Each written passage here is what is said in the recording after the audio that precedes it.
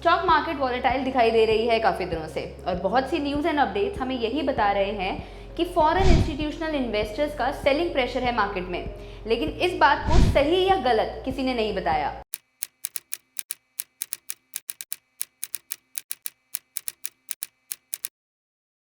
सबको लग रहा है कि हाँ, क्योंकि एफआईआईज़ की सेलिंग बढ़ रही है इसलिए मार्केट वॉलेटाइल है। तो आज बात करेंगे डेटा के अकॉर्डिंग। स्क्रीन पर दिखाई गई इस पिक्चर से हम पिछले 10 साल का डेटा देख पा रहे होंगे। यहाँ अगर मैं एफआईआईज़ का कैश सेलिंग या बाइंग देखूं तो 2012 में बाइंग देखी गई थी अराउंड ₹1 लाख करोड़ की। 2013 और 2014 में भी बाइंग ही देखी गई, लेकिन 2015 से 2018 तक कॉन्टिन्यूसली सेलिंग हुई है।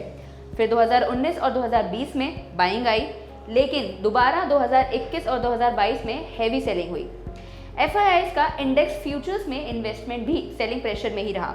फ्यूचर्स बेसिकली एक फाइनेंशियल कॉन्ट्रैक्ट होता है जो बायर और सेलर में होता है फॉर एनी एसेट और कमोडिटी, एक पर्टिकुलर प्राइस और एक पर्टिकुलर फ्यूचर डेट के लिए।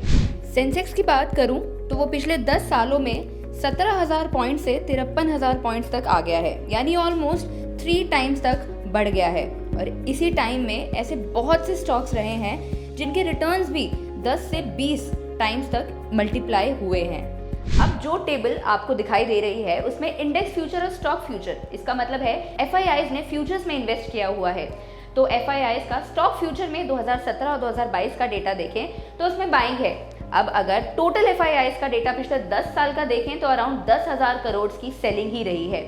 तो ये बात बिल्कुल सही है कि एफआईआईज़ की हैवी सेलिंग हो रही है, लेकिन ये सेलिंग प्रेशर तो पिछले 10 सालों से है, 1-2 साल से नहीं। सिर्फ ये एक मिसकंसेप्शन है कि सिर्फ एफआईआईज़ की सेलिंग की वजह से ही मार्केट में डाउनफॉल देखा जाता है। इन्वेस्टर्स को ये बात अपने माइंड से बिल्कुल निकाल देनी चाहिए कि अगर एफआईआईज़ की सेलिंग इंक्रीज हो गई है so they should also start selling their shares.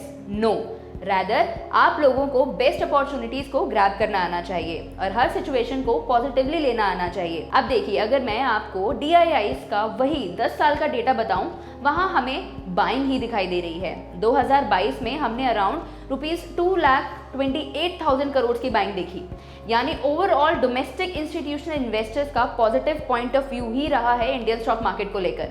और आप लोगों को याद होगा कि हमारी फाइनेंस मिनिस्टर निर्मला सीतारमण ने बजट 2022 के सेशन में रिटेल इन्वेस्टर्स के बारे में काफ़ी पॉजिटिव थॉट्स बताए थे स्टॉक मार्केट को लेकर, और इनका कंट्रीब्यूशन भी ज़्यादा रहा है, ये भी कहा था। दोस्तों, प्लानिफाई का हमेशा से ही बस एक ही मोटिव रहा है अपने इन्वेस्टर्स के लिए कि हम उनकी इन्वेस्टमेंट्स को और ईजी और कन्वीनियंट बना सके।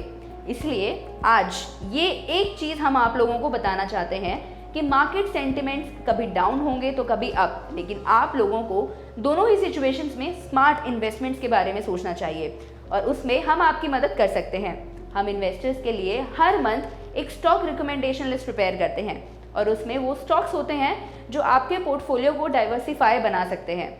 आपको हमारे चैनल पर वो लिस्ट मिल जाएगी। Else you can also contact a team. Details आपको डिस्क्रिप्शन में अवेलेबल हैं। आपको क्या लगता है, एफआईआईज़ या डीआईआईज़, किसका इम्पैक्ट ज़्यादा होता है इंडियन स्टॉक मार्केट पर? Comment down your answer.